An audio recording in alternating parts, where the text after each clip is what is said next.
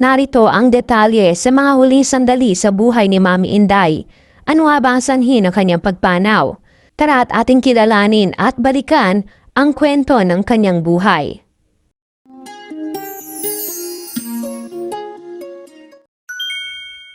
Nagluluksa ngayon ang Barreto family sa pagpanaw ni Estrella Barreto o mas kilala sa showbiz bilang Mami Inday ngayong Huwebes, January 29, 2026 sa edad na 89. Ang isa sa 7 anak ni Mami Inday na si Joaquin o JJ Barreto ang nagkumpirma ng malungkot na balita sa pamamagitan ng isang social media post.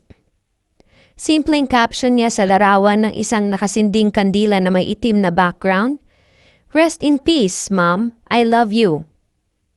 Kahapon January 28 ay nagbahagi pa si JJ ng larawang kuha sa intensive care unit ng St. Luke's Medical Center sa BGC Taguig.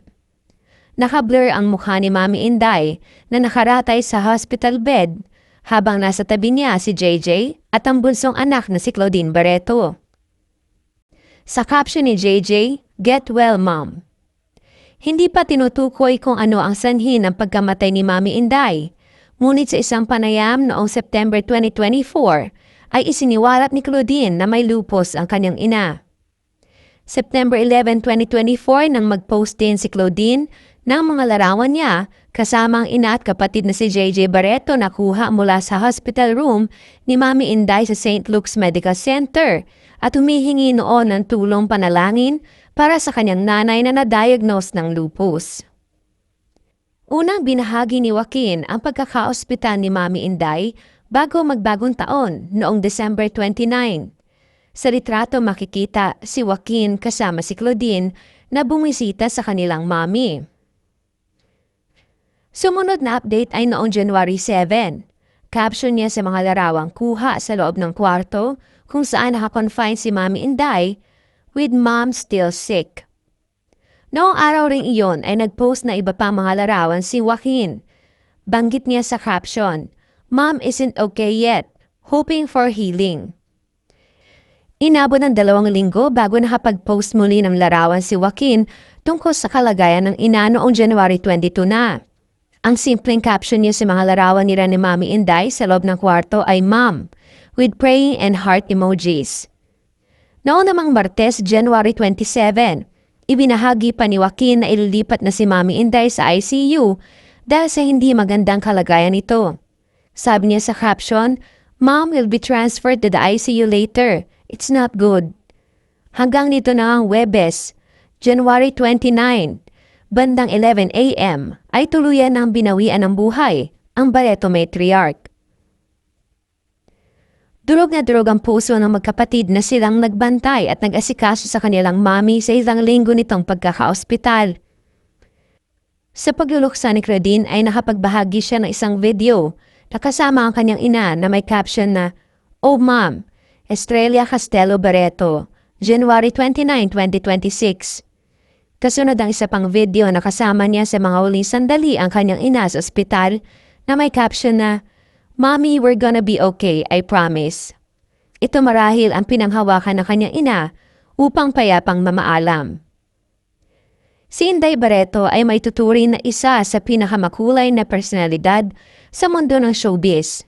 Hindi man siya artista, paminsan-minsan ay lumalabas siya sa telebisyon kapag may mga espesyal na okasyon sa kanilang pamilya. Ngunit mas madalas siyang napapanood sa interviews tuwing may isyo ang kanyang 3 anak na sina Gretchen, Marjorie at Claudine Barreto. Hindi rin nangid sa kalaman ng marami na hindi sa lahat ng pagkakataon ay kasundo ni Mami ang kanyang mga anak, partikular na sina Gretchen at Marjorie. Ipinanganak si Estrella Castelo o mas kilala nating Mami Inday Barreto noong January 12, 1937. Hindi masyadong detalyado ang mga kwento tungkol sa kanyang kabataan, pero base sa kanyang mga panayam, lumaki siya sa isang mahigpit at reliyosong pamilya. Hindi rin naging bukas sa publiko ang detalye ng kanyang kasal kay Miguel Alvier Barreto na pinaniniwala ang naganap noong huling bahagi ng dekada 50. Nagkaroon sila ng 7 anak. Ang unang 4 ay namuhay ng pribado. Ang panganay na si Miguel Antonio o Mito ay pumanaw noong nakaraang taon September sa edad na 66. Sumunod sina Michelle, JJ Joaquin at Gia Barreto. Ang tatlong bunso naman na sina Gretchen, Marjorie at Claudine Barreto ang mas nakilala sa showbiz. Nagsimula sa murang edad si Gretchen at kalaunay namuhay ng tahimik kasama ang partner na si Tony Boy Cuangco at ang kanilang anak na si Dominic. Si Marjorie naman ay pumasok sa showbiz noong 1992 bago tuluyang lumipat sa politika bilang konsehal ng Caloocan City. Isa rin siyang ina kina Danny, Julia, Claudia, Leon at Erich. Ang bunso na si Claudine ang tinuturing na nagtagumpay na aktres na pinalaki ni Mami Inday, na bumida sa maraming box office films at nagawagi ng maraming acting awards. Sa ngayon, unti-unti na siyang bumabalik sa showbiz. Huling lumantad si Mami Inday sa isang 2-part interview kay OG Diaz sa YouTube noong October 2025. Ibinahagi niya ang mga chismis tungkol sa relasyon ni Claudine Barreto sa kanyang dating asawa na si Raymart Santiago.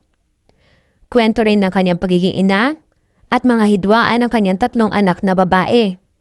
Ayon kay Inday, mas gusto raw niyang hindi magkasama ang kanyang mga anak dahil kapag nagkakasama ang mga ito, madalas raw na uuwi sa pagtatalo at tampuhan. Bukod dito ay nagbigay din siya ng opinyon tungkol sa relasyon niya kay Marjorie, Claudine at Gretchen. Ani ni Inday, ang relasyon nila ni Marjorie ay hot and cold dahil minsan daw ay hindi siya iniimbitahan sa mga party. Pinuri naman niya si Gretchen dahil mabait ito sa kanyang yumaong asawa na si Miguel. At sinabi pa niyang sisikapin niyang ipagtanggol si Gretchen laban sa mga chismis na kumakalat tungkol dito. Samantala, binanggit din niya na si Claudine ang may malaking puso sa kanilang pamilya. Tungkol naman sa alitan ng kanyang mga anak, sinabi ni Inday na hindi na niya alam ang tunay na pinagmulan nito, bagamat naniniwala siyang may halong inggitan minsan. Nagbahagi rin siya ng ilang karanasan na aniyay nagpapakita ng tensyon sa pagitan ng magkakapatid. Sa huli, hinayaan na lang ni Inday ang kanyang mga anak na mag-ayos sa sarili nilang panahon. Ipinagkatiwala na raw niya lahat sa Diyos at imbes na ipagdasal ang kanilang pagkakasundo, mas pinagdasal niya ang kalusugan, kaligtasan at proteksyon ng bawat isa. Sa pagpano ngayon ng matriarch ng Barreto family, maging daan kaya ito upang magkasundo ang mga magkakapatid? Magkapatawaran na kaya? Panalangin namin ang paghilom ng mga sugat ng Barreto clan. Muli, ang SGG family ay nakikiramay at dumadalangin ng lakas sa pamilya na iwanan ni Mami Inday. May her soul rest in peace. Thank you for watching. Don't forget to subscribe and click the notification bell for more updates.